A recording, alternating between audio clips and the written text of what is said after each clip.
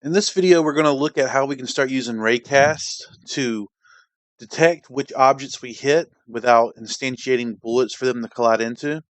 And we're also going to see how we can spawn bullet holes using our Raycasts. So why don't we just jump into it? The first thing we're going to do is make a bullet hole prefab. So we're going to do that by creating a empty game object, resetting its transform so it's zeroed out. And we're going to call this bullet hole. And then we're going to make a 3D object plane, zero it out as well, and scale this down by quite a bit. 2.002.002. And now that it's scaled down, what you'll notice is that our plane, when it's zeroed out, say if we just shot the ground, and that's where our bullet hole plane was going to be drawn, it's just really making nasty work with this draw call here. So what we're going to do is we're going to raise our plane up just a little bit. Actually, before we do that, why don't we just go ahead and get our hierarchy set up and call this bullet hole image. Go ahead and nestle that under bullet hole. And we're doing two separate things here because we want our bullet hole to be where our actual bullet hole spawns. And since we're getting this weird draw error right here, since two objects are right on top of each other, having a separate object to lift it just ever so slightly up is going to be really nice right there. All right, so the next thing we're going to do is make a bullet hole material. So we're going to create a material right here. Oh, there's a bullet hole mat. And then why don't I go to my textures in my sprites folder. Don't have a bullet hole. Let me go ahead and pull one in for you guys. You probably will have one in the package I'm sending you, but I got to go get mine real quick. I'll be right back. All right, I got my bullet hole now. I'm going to make sure it's a sprite 2D and apply. Then I get that nice transparency. That way when I select my bullet hole material, I can drag it right on there.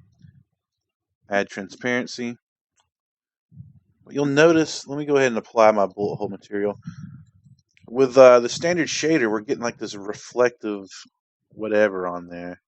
Not exactly what we want, huh? So why don't we change this to UI default?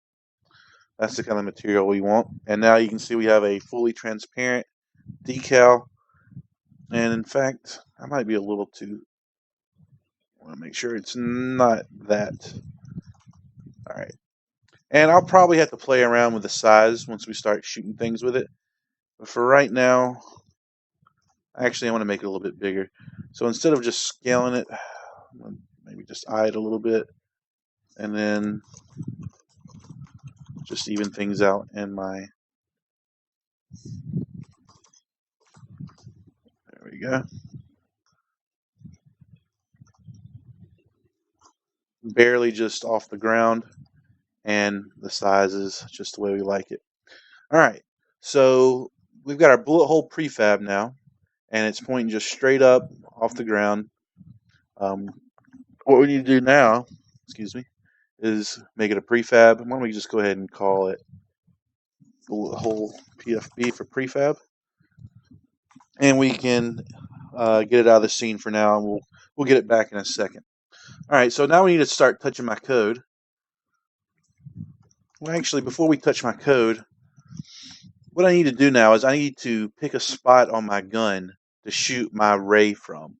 And the whole Raycast thing will become more clear as we work along with it. But for right now, basically, I need to make a laser sight, pick like a laser sight on my gun here. And I know we've done it in almost every single video, but that means we're going to have to make a new position here. So I'm going to drag gun position out of my hierarchy once more. I'm going to get it zeroed out. Just making sure that we're working in zeroed out transforms. It's just a surefire way to make sure that we're not getting weird transform errors later on in our code. So we have a shot spawn. Why don't we go ahead and make an empty game object and call this Raycast spawn. All right. So we have a spot for our bullets to come out, and we're going to make a spot for our raycast to come out. And what better place to put our raycast, that didn't do well, than right where our sight is. All right, we're going to put it right in the middle of our iron sight, because this is basically what we're looking through, right, whenever we aim. So why not have the ray that we're going to be doing all of our hit detection based on coming right out of our sight, like so. All right, so raycast spawn is right there. It's all good. Why don't we go ahead and nestle my gun position back under my first person character object. Make sure you're putting it under the right one. It's not the parent, the very parent game object. It's the one right underneath it. So basically with all the rest of our guys, I want to position and order it just like I had it before. So again, bring up my machine gun hip position, and then we're just going to drag my gun right there. You know, I could have made all these game objects at the very beginning, and if I was working in a normal production environment, I probably would have.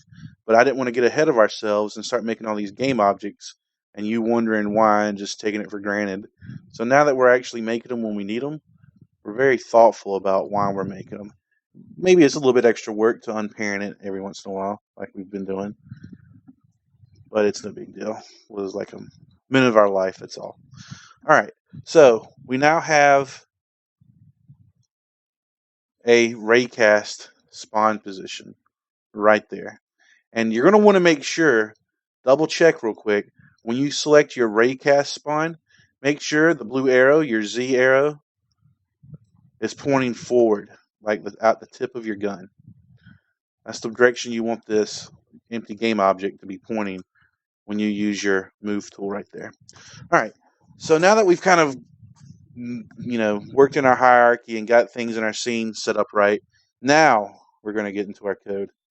So I want to bring up my shoot script that we've been working in. And we're going to be doing some new things we haven't done before. We're going to be working with raycasts and rays. So why don't we see how we do that real quick. Okay, so why don't we start out with some variables. Let's see. Why don't we say public float bullet distance? And I call it bullet distance, but what this variable is actually going to do is going to determine how far our ray travels before it stops. But for all intents and purposes, that'll be the distance that our bullet will travel. All right. And then we need to do some new game objects. Let's say public game object ray cast spawn, or spawn will be fine. Raycast spawn. In fact, I'm going to go ahead and put it right underneath my shot spawn so I can kind of keep them together. And I'm going to make under my bullet, public game object bullet hole. I'm just going to go ahead and we're going to treat our bullet hole within our shoot script real quickly. All right. Just want to make sure if there's any more things we need to do. Why don't we go ahead and make a public game object, and it's going to hold the object that we're hitting with our raycast. So public game object and then object we hit. It'll just hold our game object for whatever our bullet hit lasts, which might make it easier to adjust stats on enemies or turrets in the future of our little assignment here. All right. So what we need to do now is we need to start working with our rays. So the first thing I'm going to do is I'm going to show you guys rays in action. So we're going to make a few 2 lines of debug code. We're going to say debug dot draw ray. All right. And I'm going to retype that so we can see what kinds of things in the pop-up that it's asking for. So it's asking for 2 different vectors, a start position and a direction that our ray is going to travel. So why don't we give it that? Draw ray. And we're going to say, let's see, ray cast spawn dot transform dot position, because we made a very specific game object in our scene view of where our ray is going to spawn. So we're going to reference it right here with our raycast spawn game object. And where are we going to be pointing to? let's see. Before I can get to that next part about what direction we're going to do, I'm going to make a vector3 temporary variable here, just a quick little variable. I'm going to call this debug forward. And this vector3 is going to hold the direction in which our array is going to travel.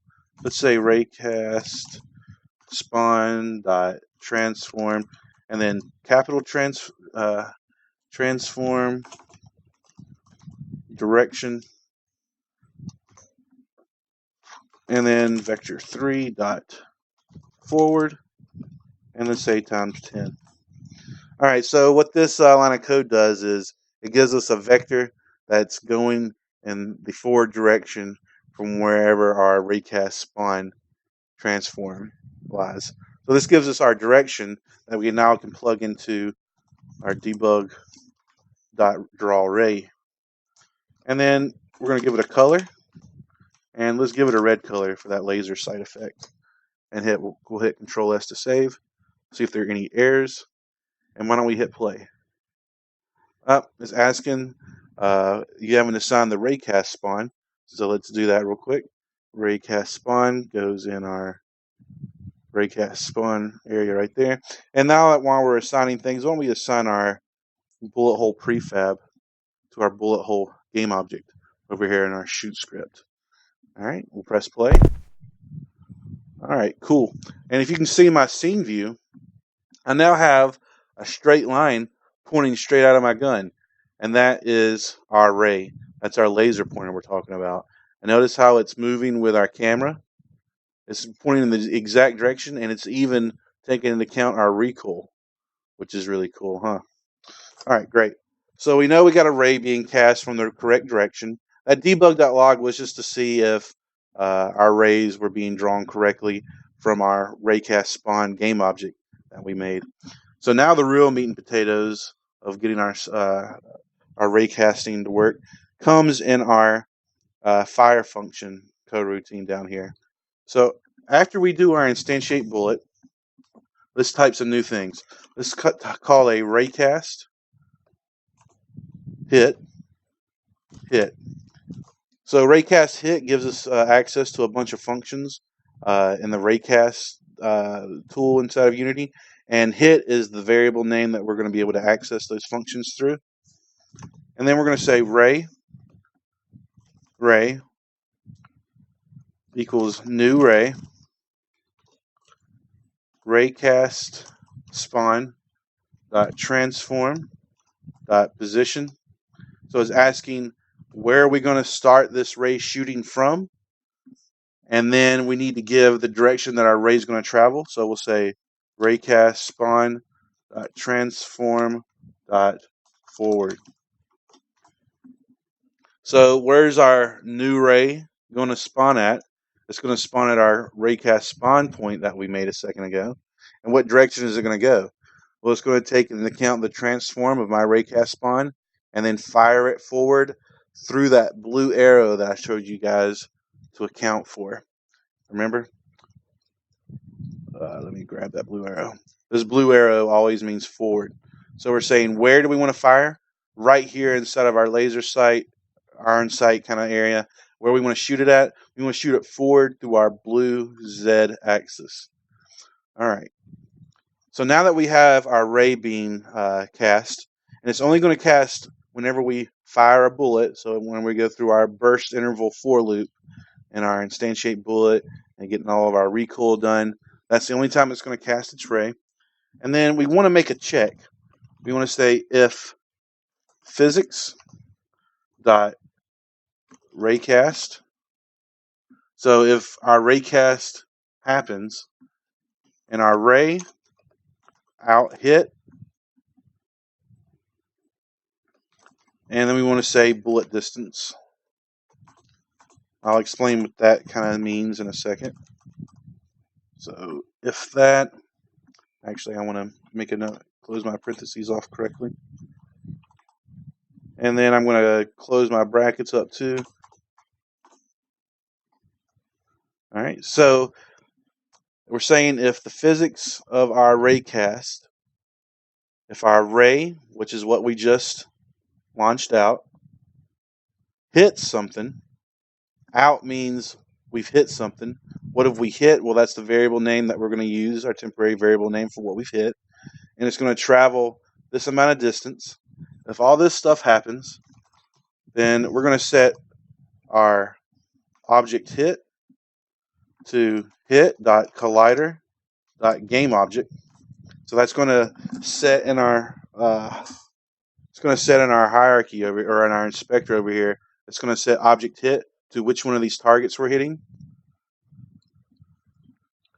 And then why don't we say something like, let's instantiate that bullet hole.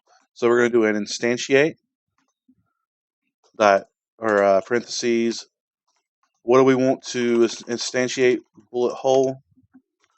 Where do we want the bullet hole to show up? We're going to take our hit, which is the object we just hit, dot point, which is the exact point on the surface of our object. So we have our position right here. But remember, hit means whatever object our ray just passed through first. Our ray is casting out of our gun, and out hit is like, okay, your laser is pointing through something. What's it going to hit first? If it hits target 2, then that's what hit is, target 2.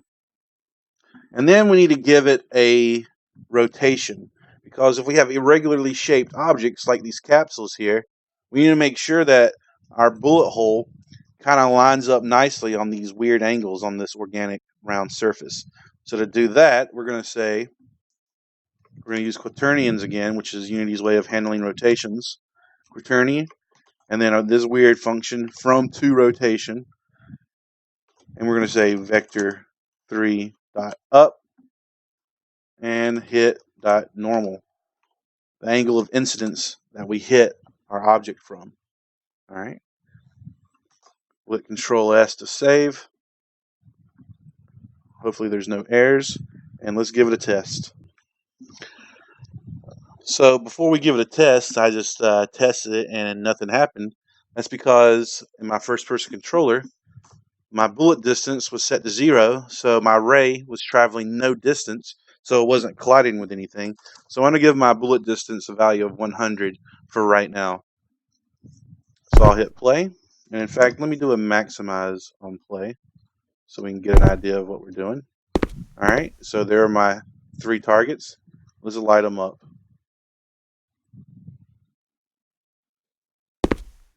So you'll notice something weird's happening. Well, we got really cool bullet holes now. That's not an issue. But now these red bullets that I'm testing with aren't syncing up. Why don't we give our bullets like a faster speed, or we can just get rid of our bullets altogether if you'd like. But I'm going to give my bullets a faster speed and see if that seems a lot faster. No, they're still a little too slow. Let's make my bullets super fast. There we go. Now my bullets are firing fast enough, and we're able to just perforate our objects with bullet holes. And, we haven't added a destroy over time function to our bullet holes. So, all those games where you just want to light up a wall with bullet holes just so you fill the whole thing up. Well, if you got a strong enough computer, you can have it at your heart's content. You can just light it up. You're the maker of your own bullet hole extravaganza time, right? I'm just going to keep, okay, I'm done wasting time. All right, so we need to add a destroy over lifetime to these bullet holes, because if not, they're just going to clutter up our scene. Look at our hierarchy real quick whenever I am just lighting these guys up. Actually, it's hard to test this because I have my cursor lock script turned on. I'm going to go to my HUD canvas and turn my cursor lock off, so my arrow is just not in the middle of everywhere. Oh my goodness. Look at the hierarchy just expand. Maybe not too good, huh? I mean, look at these. Look at all these bullet hole clones. Not very good. So we're going to finish out this lesson with a destroy over time. And we're going to make this destroy over And we're going to make this kind of a cooler destroy over time script. And we're going to add a little bit of randomness to it, so our bullet holes don't just disappear in the order that they were laid down. That might look a little weird and unnatural. We're going to give them a random lifetime. So to do that, it's going to be real easy. We don't even need this update. We definitely don't need that message. We're going to make 2 public floats. And we're going to say lifetime min, public float, lifetime max. And then we're going to do a private float called lifetime. And we're going to say lifetime equals random.range, lifetime min, lifetime max. So when our bullet hole is instantiated, it's going to get a random lifetime value between our 2 floats that we're going to set up right there. And then it's going to call a destroy function, destroy game object dot, nope, we want to say destroy this game object over our random lifetime that we're setting right there. I'll hit Control S to save that. And I guess I'll go to my prefabs and just drop in my bullet hole prefab real quickly. Did I just get rid of it? Okay, there we go. And then I'm just going to attach my destroy over time script to it. And let's give it a lifetime between 3 and 6 seconds. So in between 3 and 6 seconds, one bullet hole may stay for 3.2 seconds. Another bullet hole may live for 5.8 seconds. It's all good. So after we attach our destroy over time script to our bullet hole prefab, let's press apply in our prefab section right here in our inspector. That updates our prefab down here. So now our prefab in our assets folder has our destroy over time script. So now when we light up stuff, let me do this. Our bullet holes will kind of just disappear randomly. I'm going to maximize this. Actually, I want to point out one more thing. Object hit. Notice how whenever I shoot objects, let me make this a little bit bigger. My object hit is going to be updated depending on which target I hit. So I target number 3. Target 3 is highlighted. Target 2. Target 1. Now you'll notice that we're actually hitting other bullet holes. So maybe I need to go to my bullet hole prefab and take off my mesh collider. Just deactivate it altogether. Let's see if that fixes that. Alright, I'm going to press play. Yep, now we're not hitting other bullet holes. Because our my Raycast was hitting other bullet hole planes, and it was thinking that's what I wanted to target. So target 3 is being lit up. Hip fire, not as accurate. Target 2 is lit up. Notice how object hit is changing. So that'll be a nice little way to access what we're shooting at in our code. And our bullet holes are disappearing randomly over time. Now it would be nice to add like a gradual fade out on the alpha of that material, but that I'm not going to do that. The video is already kind of running long. If you want to figure that out, you can. But we're going to be heading up on our last video for our gun setup, and that's adding a little bit of a zoom effect whenever we go into our iron sights mode.